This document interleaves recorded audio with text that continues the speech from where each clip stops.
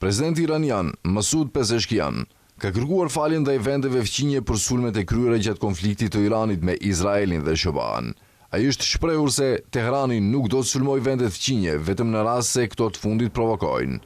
U kërkoi falje vendeve fqinje që u sulmuan nga Irani. Këshilli i Përkohshëm i Udhëheqësisë vendosi dje që nuk do të kryhen më sulme ndaj vendeve fqinje dhe raketat nuk do të qellohen përveç nëse një sulm ndaj Iranit fillon nga këto vende, tha Pezeshkian në një fjalim të transmetuar nga televizioni shtetror iranian. Megjithatë, ai theksoi se Teherani nuk do të dorëzohet.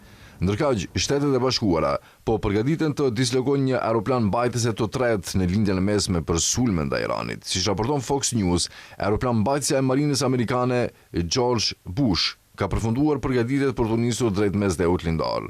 Anija e cila përfundoi përgatitjet pranë brigjeve të ishullit Hatteras në Karolinën e Veriut pritet të nisë së shpejti. Aeroplan mbajtësja ka 10 avion luftarak dhe për sulme si dhe do të shoqërohet nga shkatërues me raketa të drejtuara.